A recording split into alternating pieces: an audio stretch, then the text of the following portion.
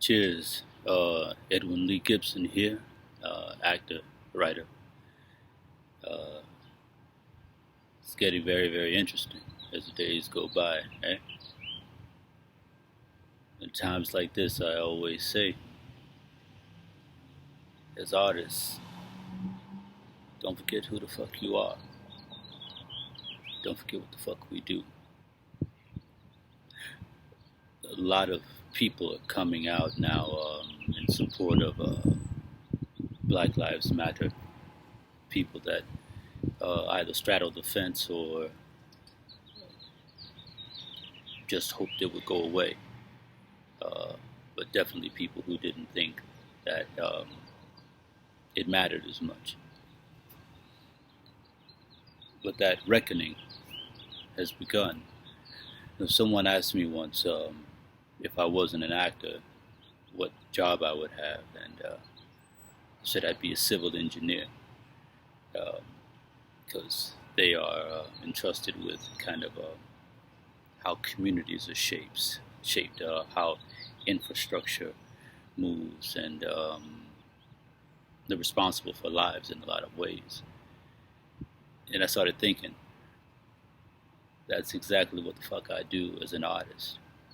I am a civil engineer, and I think we all are. We are entrusted in a lot of ways. Writers, via the works that they put down, actors, via their interpretations. And I see a lot of people going around now with petitions and such, demanding this of different theaters and that of different theaters. And I say that you're swinging at low-hanging fruit because the theaters, trying to get a theater to act differently is like asking an actor to get you as an actor a gig. It very rarely happens because that's the low-hanging fruit.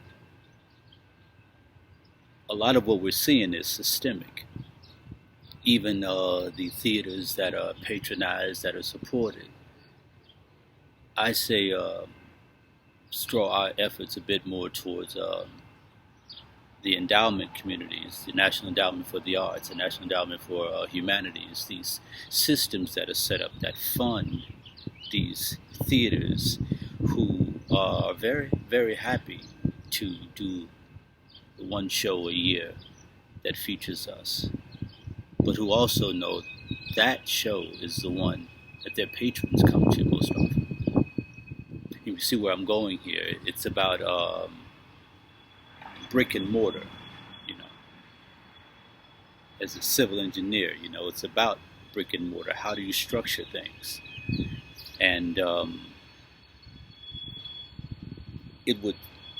there's no reason that a Dominique Morisseau play, an August Wilson play, a Susan-Lori Parks play, a Will Power play should not exist in the same season over years, not just once in a theater.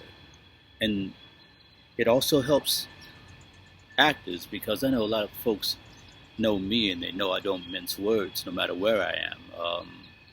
I've said to artistic directors in theaters that I'm not afraid of white people. And so you're not going to speak to me a certain way because that's kind of what happens. That's the perpetual motion that we begin to see. Without your own brick and mortar, without what August Wilson was talking about in The Ground on Which I Stand, without the system changing, then certain people's stories won't be able to be told. Certain people's voices will only be heard marginally. A Lynn Nottage should be done all the time. Because as I said before, I don't think we can separate our art from our history in the country and what that art and what these voices can do to create firmer structures in our communities. So, I mentioned just then about what I said about not being afraid of people, um, because I'm going to work. I never worry about that. But I know that there are times that a lot of us go into these theaters, and as artists of a certain hue, we're afraid of making any waves. We're afraid of saying anything. So then, if it's not the artistic staff, it's the people that clean the theater that think they can speak to us a certain way. And if we demand that we're treated the way we're supposed to be treated, then we may not be asked back to that theater. I have not been asked back to a few theaters. I'll accept that, but I'm going to work. So this brick and mortar is what's happening. So let's get together around how we can reconfigure the system and how the government money, subsidies, can go to funding theaters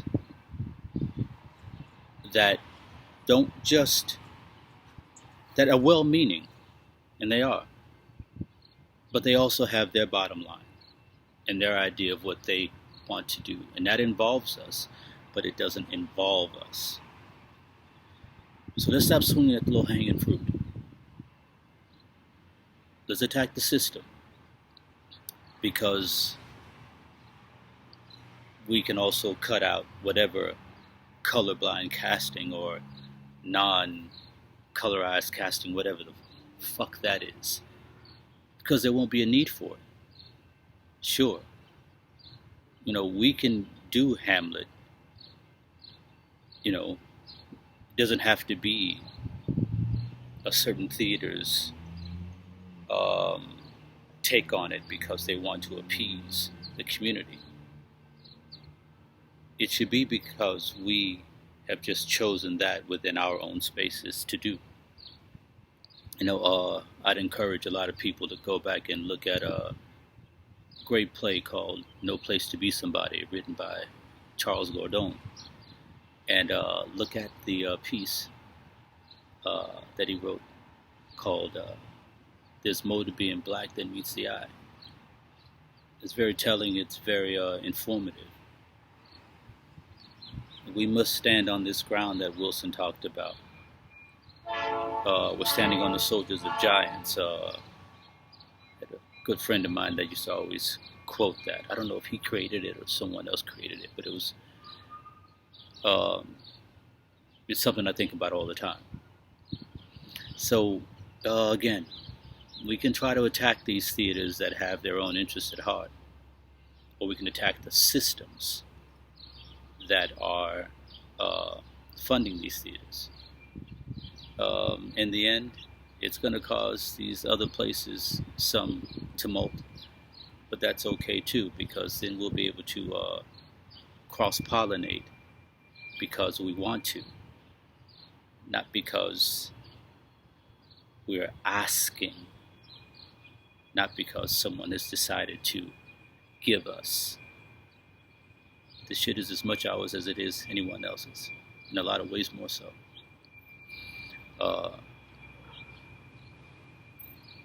We're all in it together. For some of us, it's not art for art's sake.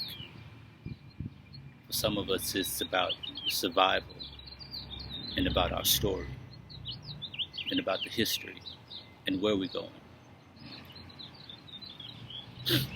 Don't forget who the fuck you are. Don't forget what the fuck we do. Be safe out there. All right, peace.